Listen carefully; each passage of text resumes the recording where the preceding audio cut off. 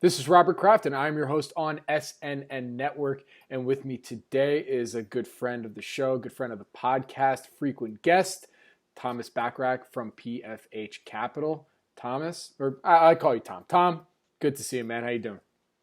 Hey man, I'm great. It's good to finally make the cut as a regular guest here. I don't have to give my whole spiel, talk about PFH Capital, do all that stuff. So, the big thing for me right now is just it's St. Patty's Day, and I'm not used to social distancing on St. Patty's Day. So that's been the big thing for today. But things are good. How's the Yeah, West Coast? West Coast, it's been a bit wet, and I think between that and some other things going on in the world, it's putting a bit of a hamper on St. Patty's Day. But in all due seriousness, family's good, everyone's safe. Nice. So yeah, oh yeah, family's good, everyone's safe over here, and hey man, I'm gonna start this off right because we're gonna talk a lot of finance and stuff. I'll start it right off with a shout out, man. Shout out to all the healthcare workers, the cashiers at the grocery stores, the delivery people, all the people who are out there. While people like us just pick through the financial rubble in front of the computer all day. Thank you to them, and I hope everyone's kind of taking this seriously. It's our civic duty to sit inside and watch Netflix for 48 weeks. And, I think we're up to the task. So, I I think hope so. everyone's doing that. I think so too, and I echo those same sentiments. My wife is actually a registered nurse, and we've been getting check-ins, from some of her nursing friends. I have a few friends who are doctors, and our hearts and everything, all of us are just thinking of you guys. And I know it looks like I'm talking directly to you, Tom, but I promise I'm talking directly to to that crew too. That we're really wishing all the best and to stay safe and just thank you, thank you, thank you, thank Well, you. yeah, shout out to your wife if she can hear me in the other room. So, She, I was gonna say, I think my daughter might make a guest appearance on this one. We'll see, but maybe for the yeah. next interview. Um, So, so let's dig in. Look, with COVID, coronavirus, the lockdown, national emergency, there's so many now implications in the financial markets. I know I was just watching right before we went on. I know on CNBC they were doing an update about potentially shortening hours of trading. It sounded like all the markets want to stay open. But who knows? That everything can change on a daily basis. So, from your perspective, what have been some of your takes? Oh, these last 2 weeks have felt like 3, 4, 5 years already. So, what have been some of your takes that you've seen in this time frame? well, I'm definitely getting used to the whole like 10% down, 5% up thing. It's Yeah, right. it's like not even a surprise at this point when you check every day. Obviously the global markets are super beat up, and it's for me, I'm seeing a lot of really interesting opportunities in Europe, particularly Sweden and Poland. Might talk about a couple of those ideas later. Regarding the U.S. market, I probably haven't sounded like the biggest long-term bull in recent years because I do think it's been a bit inflated. But on a long-term basis, I'm a big bull on the U.S. market. I mean, we got this like kind of magical combination of entrepreneurialism, stable institutions, and geographical luck. And things are going to be fine long term. Might need to do a bit better job picking our leaders. Maybe we should be watching the leverage here better. But it's. I guess here's my question. What I'm going to do actually right now. Let me get all my short term market sentiment out of the way and just be all negative for like 2-3 minutes so we can pivot to something positive here because obviously you're going to ask me what I think about the U.S. market, I assume, right? So Actually, I was yeah, good. yeah. Well, actually, what was funny is I was going to talk to you about because on the last time we chatted, you actually almost you're like an oracle, man.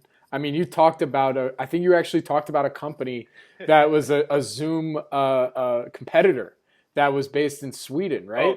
Oh, What was it oh, called? which probably it was probably a live chat in Yeah, Poland, yeah. yeah. Oh yeah, I've been pumping that one good. So yeah, which you Full disclosure, I am not a shareholder in Zoom, and Tom, you can give your and I am disclosure. so a shareholder in live chat. I yeah, my cold dead hands.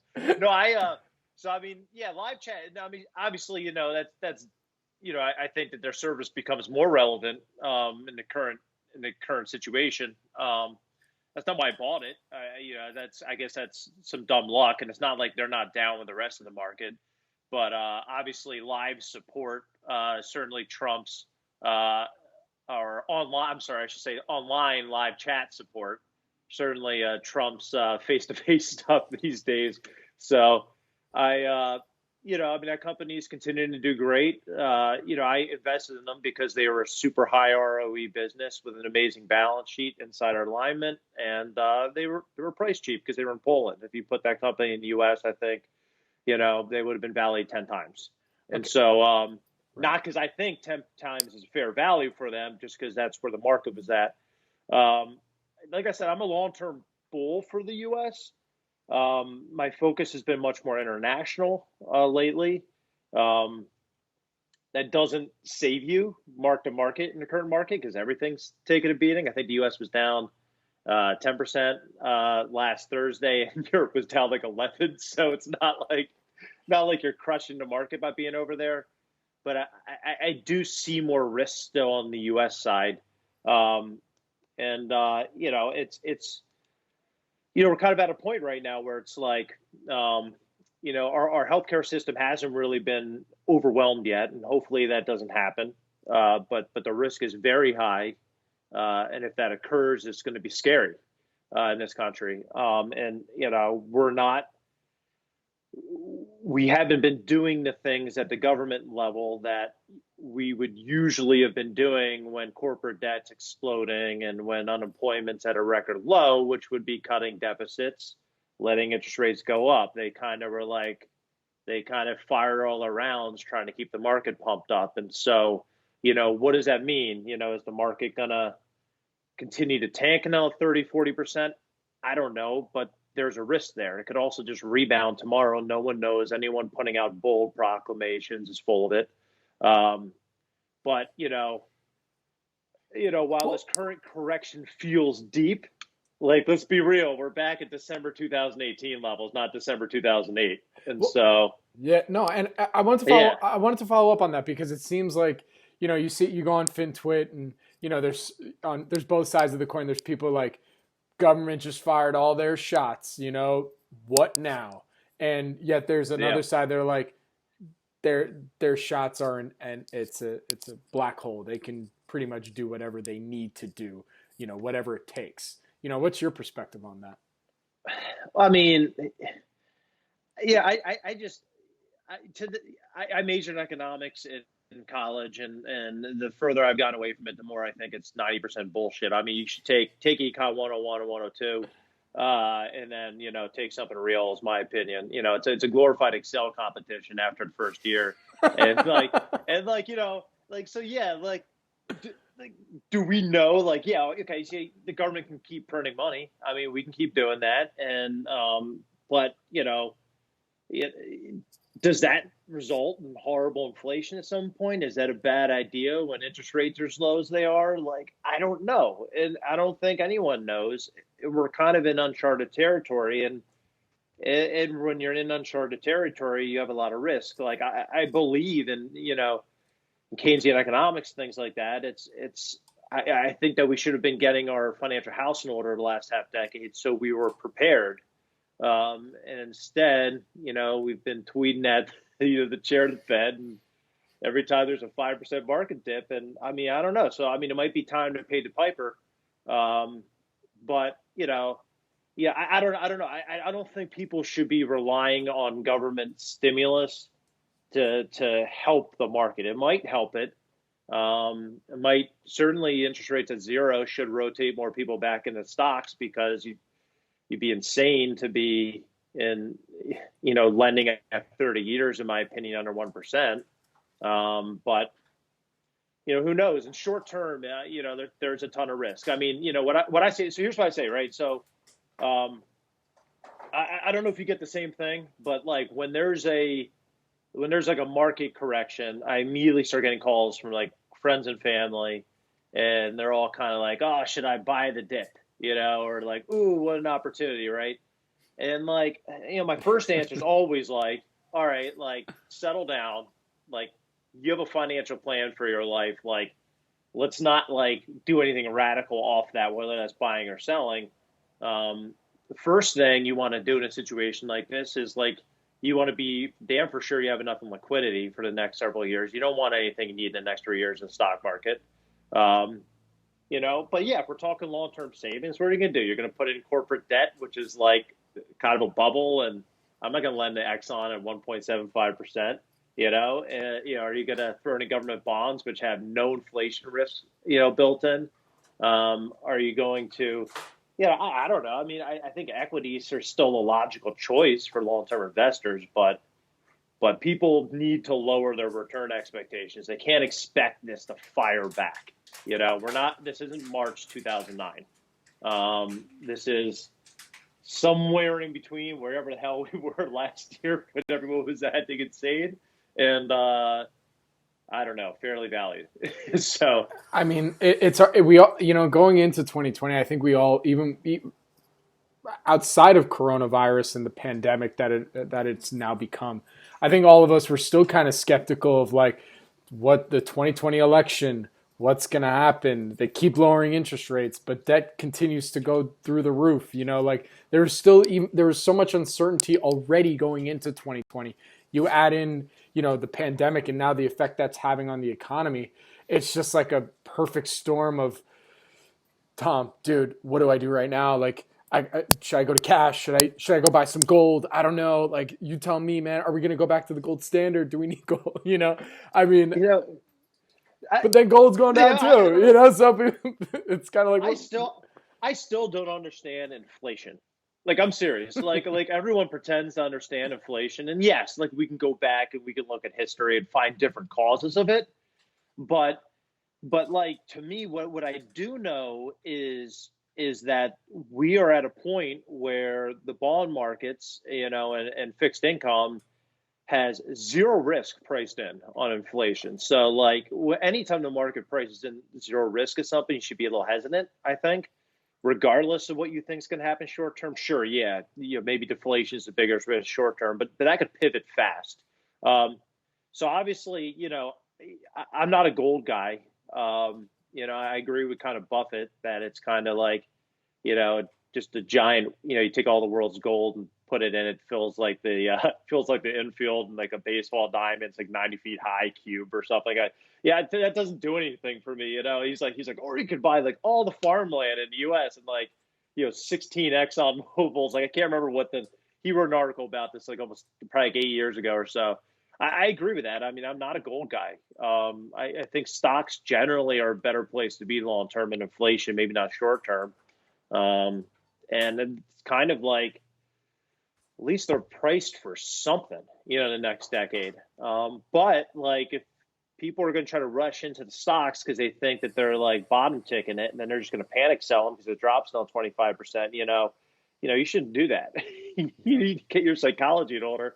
And I'm not going to tell you to go do that, if that's where you're going to end up. So, people call. Mainly what happens is I basically kind of give people the sobering view, like, have you opened a Vanguard account? Dollar cost averaging, like, look at this, like, maybe you can do this. And then like they get frustrated because I'm not giving them hot stock tips and they hang up. So that's mainly how the conversations go for me. But I'm not trying to give people hot stock tips that aren't going to put 10,000 hours as an investor, because otherwise they're just going to be stranded with a position at some point. Yeah. So, yeah. So I want to actually pivot to talking about global markets, because of all my guests, you, especially in microcaps, you really focus in on, what's going on in the global atmosphere, what's happening there. I mean, look, what's going on around the world, from Italy to Iran, China. I mean, it's really. Well, it sounds like China's getting better, and it sounds like they're flattening the curve in a couple of the countries in Asia. But I mean, Italy is still a mess. Iran's still a mess. Some of these Spain's a mess right now. I mean, at least from a financial perspective, what have you been seeing there? I mean, have you been seeing anything that you're like, okay, well, these are still good quality businesses there, or is it literally just like everything is shut down, even though you might want to support some of those countries because you see some good things going on?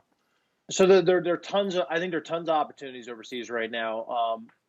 They say things like, "Oh, it's a stock picker's market." Yeah, whatever. It's always a stock picker's market. You always need to be picky and choosy about what you own. It doesn't matter where you are in the market cycle. So, if you show me most of the companies in the world, I have no interest in owning them. So it's, when I say like there's a lot of bargains out there, I'm still picky, but it's, yeah, I think that there's some really, really amazingly strong companies over in Europe, particularly right now, that have were already pretty reasonably priced and now are just flat out cheap. Um, so before I pivot over there, I mean, just for comparison's sake, I mean, the U.S. Like I said, we're back at December 2018 like levels. People think we're back at 2008 when you talk to them. We're not. Like price to sales in the U.S. is double what it was back then. So yeah, there's some opportunity here and there in the U.S., but I still think the best opportunities are overseas. Um, I'm looking at companies or countries like, there's so many countries you can be looking in. Two of the countries I've looked a lot in, obviously, in recent months, and there were a lot of targets I've been watching that have come right into my fear, my buy prices. So I've been snapping them up. Things in Sweden, things in Poland. Um, I haven't, I'm starting to dabble a little bit in Italy, but I haven't seen a ton there yet. So I think some of these countries just generally have companies that are more intriguing to me, lower leverage, um, just really, really well-run businesses. So, and I can dive into some specific examples just to give you an idea. It's there's always some work out there to do, and there's definitely work in the current market. And I think that whereas Europe is priced, if you think about it, right, like valuations, you're inflating a bubble, and I think that COVID is a pinprick in that bubble, and the bubble was bigger in the U.S., and so I think that pinprick has a potential to do more lasting damage as an equity investor here than over there, where it took things from maybe fairly valued to cheap. Over here, it's taking things from richly valued maybe down towards fairly valued. Um, I don't know. You want me to talk a couple examples, or? I mean, you know how we are on here. I mean, if you want to demonstrate your point, Yeah, then please yeah. please go for it. But up to you.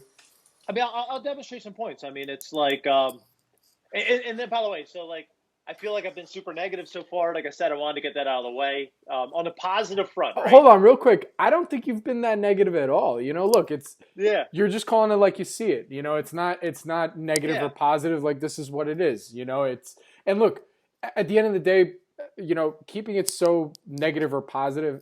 At the end of the day, we all know that things are going to come back. Things are going to get back to normal. It's shit. Pardon my friend. It's bad right now. Sorry, I can't. Try not to curse on you. how dare you Yeah, curse? how Yeah, dare I? Right? Sorry, I have a daughter. yeah. But I'm gonna walk out of this. but look, it's bad right now. We know it's going to get better. Do we know when? We're not totally sure. I mean, we're hearing that things might not get back to normal till July or August. But at the end of the day, it's just a matter of, well, it's really it depends on your experience how you're going to look Yeah, at it, right? Like if you've been through this before, even if you haven't been through this before, but you've been warned, hey, look, last time there was a bear market, I was. It was 2008. I was still in college, thinking I was going to be a philosophy professor. Okay, yeah, yeah, so that whole time, so from then till now, all I've been hearing from all of the same colleagues that we both know is that, all right, listen, young tyke, wait till you get a bubble. yeah. That'll show you what kind of investor you are. And I've always had that perspective going into times like these. And I'm sure it's the same for you. But yeah, it's a little. On one hand, it's a little exciting because, like, yeah, like I've had old people be like, you don't get it, blah blah blah, for a while, and it's like, yeah, okay, yeah, fine, but here it is. I don't, I don't know, I don't really feel like scared. I'm fine. Like, if you do the due diligence and you get to know your holdings pretty well, you feel fine. You might have one or two you question where you're like, is our balance sheet a little bit more too tight? The vast majority, I just feel fine with it because I can look at the business level. I don't need to worry about the mark to market.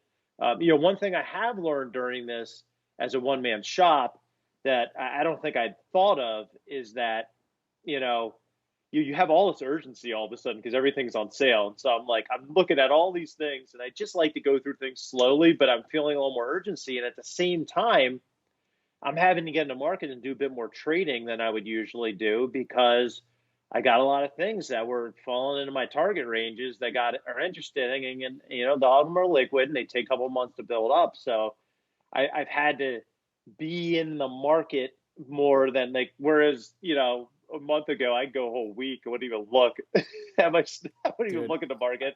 I'd just be researching. Like now I'm in there every day because I got to. I mean, it's a buying opportunity.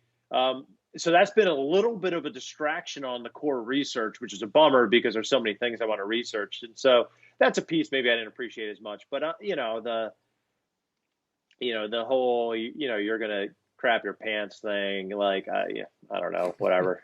I gotta say, It's fine. I'm so excited to read all the Q1 fund manager letters. I mean that's gonna. I think that's gonna be some great reading right there. Just obviously addressing what the risks were and what happened in the first quarter, but just from a trading investing perspective, and that's gonna be a great read.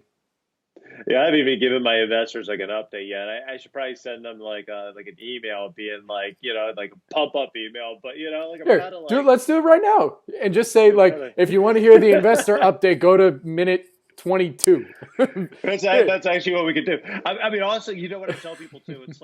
It's like I'm I take comfort when you do the due diligence, when you research and your holdings, when you care about balance sheets, and you don't just care about balance sheet because the market's turning. You cared about it 6 months ago, a year ago, 18 months ago, when a lot of people, frankly, didn't seem to care much about balance sheets. Um, it makes you feel better because you sit there and you look at it and go, okay, like these people have their head right above water. And not only that, like they might be able to take advantage of this situation. And, I don't use leverage. I don't need to sell the next however many years. We got a couple choice. I know there's probably a ban on mentioning Tesla. Got a couple choice little things that we have some positions on that I think could shake out finally here. But like, you know, um, it's we don't. I don't tell people. I'm like, if you're don't invest. Don't invest in anyone that's investing in stocks. Any cash you might need in the next 3 years, and you can make an argument that's 5 or 10. Just don't do it. And this is why you do it. This is why you don't do it because it all falls together initially, but it doesn't all recover together. And like you want to be around for that recovery, especially if you had some dry powder that you've been deploying. So, which I still had some, and so this has been great in that front. So, and hey, man, I'm locked in the house for 48 weeks. So, like, I mean, think of how boring this would be if the market was up. You know, like, I'm just like sitting around. I might actually have to watch Netflix. And that wouldn't be productive. Um, so yeah, I don't know. You want me to talk a little bit about some Yeah, examples from no, yeah, overseas? yeah. Give some examples. Let's hear it. I think that's the best way to do it because it's so easy for people to like come on and talk and say, like give like the faux calm, like now's not the time to panic and blah blah blah, and like I'm like, no, man, it depends on what you're holding. If you're holding the wrong crap, you should be panicking for sure. No, I think that there's some really interesting things that have opened up the last couple of months. I'll give you a couple examples, right? Um, you know, I'm long all these things. All right, here he goes. Tethys oil, I'm long, and no, I didn't time this one perfectly. So, so I'm like mildly, painfully bag holding long on this one at this point. It's a great Um, start to the investor letter right now. exactly. So investors, bad news on this. So, anyway, here's what this is, right? It's an oil producer. All right. They, I think most oil producers are relatively crap businesses. I happen to like this one. I'll tell you why. Um, they have a strong balance sheet. They don't have debt. They got 76 million in cash, which is like half their market cap. Their current ratio 8 times, leverage ratio 1.1. Um, they don't have don't carry a bunch of leverage. But what's crazy about them is, you look at the last 5 years, 15% average return on equity. And there are a couple of ways to do that, through just kind of accounting shenanigans in the oil industry, one of which is just capitalizing a lot of cost, which, would mean, and what would happen is, of course, your free cash flow conversion will look like crap if you do that. Well, their free cash flow conversion's, 90%, despite the fact that they've increased their reserves over that period. This is their proven probable reserves, I should say, by like 70% over that same period. So this company's been run really well. And the thing about them, the reason their ROE is so high, and the reason that I really like them right now, is they produce in Oman. That's where their business is. In Oman, you produce marginal cost, $10 a barrel. You're all in around $20 a barrel. Maybe you can add $1 or $2 to that, each of those.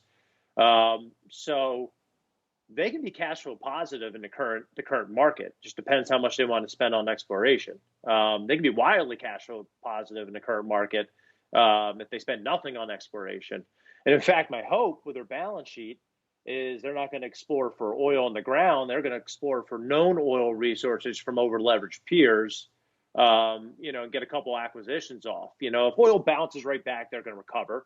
But if it doesn't, it could be better. They're going to go take some people out. Right now, so what are they valued at? So I take last year's earnings, they're 2.5 times EV to free cash flow. They're 5 times, less than 5 times price to earnings. Again, like that was over $60 a barrel. All right. They're going to be put up the same numbers in first quarter. Second quarter ain't going to be pretty. They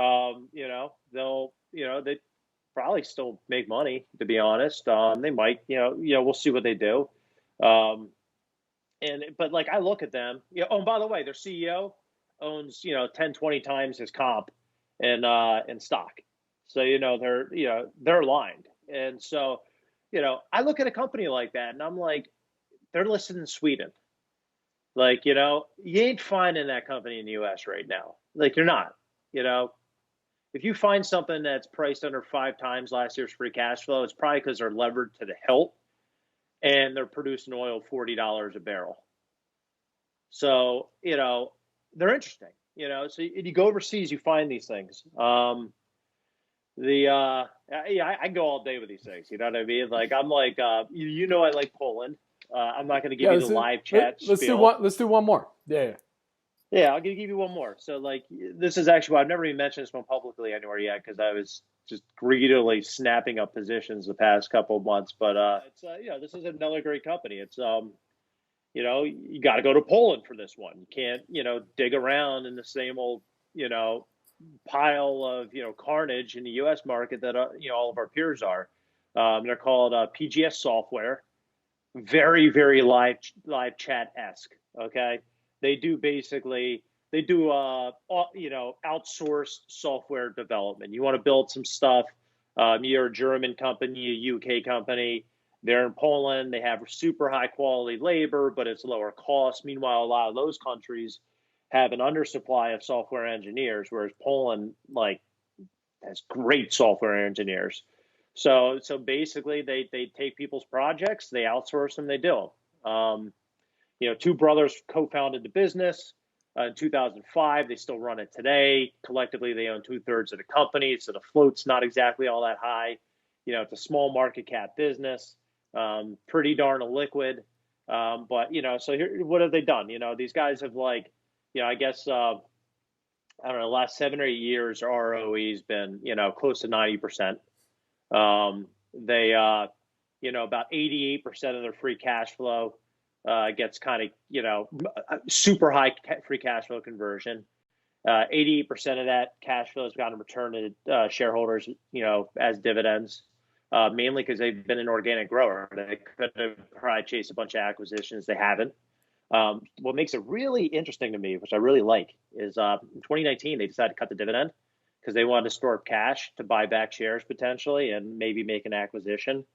That timing is proving very fortuitous right now. I know they were buying back shares around $9.50. The shares have been in the 7s, 8s, 9s recently. which is well under 10 times earnings. Again, this company has grown 20 some percent, the last 10 years, a year. So, the acquisitions are interesting to me. I love organic growers, and that's always what they've been, and that's what their priority's been. But, they see some opportunities in places like Germany right now where they could buy business that, I've heard from management, they say, hey, Germans like buying off Germans. So what we do is we buy a German company, we let Germans sell to Germans, and we send all the back office work to Poland. And by the way, a lot of these German companies already send all their back office work to Poland. So we just take all that back office work and put it with our guys. So these acquisitions could be amazing in the current market. So less than 10 times earnings, that's, find me that company in the US. Just find it for me. It doesn't exist. Like, between the cash flow, the lack of leverage, all the cash in the balance sheet, the management alignment, the high ROE, the growth opportunities. I mean, there's so much out there, and you just got to go find it. I don't think it's as much in the US market now. There's some select plays I'm looking at here, but Europe, man, it's a thing of beauty right now. Some of these companies. So, well, with that, Tom, let's get your website and where my audience can go and find more information about everything PFH Capital.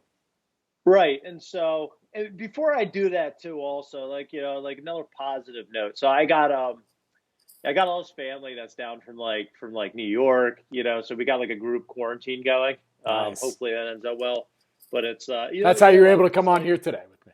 That's how we're able to come on here today. And what's crazy is we got like 48 weeks. We're quarantined in. It's going to be a great bonding time. There's so much opportunity for people to just be around, do the projects you care about, get quality family time, get quality, just build that bonding. And then, most of all, go out and be good to people, especially the people on the front lines, like our healthcare workers and all that. So, I hope, while we're out hunting around collecting, the flaming dumpster fire that is the market right now, I hope we all keep it all in perspective. It's, it could be worse. And I'm glad to see the country doing its job of flattening the curve. So anyway, my website's www.pfh, as in Paul Frank Henry Cap, CAP. So pfhcap.com. I'm on Twitter as PFH Capital. It's been a pleasure, man. Always is. Always is, dude. Thanks for joining me. Stay safe. Much love to the family. And till next time, brother. Absolutely, man. Stay safe out there, and regards and family. Will do. All right, buddy.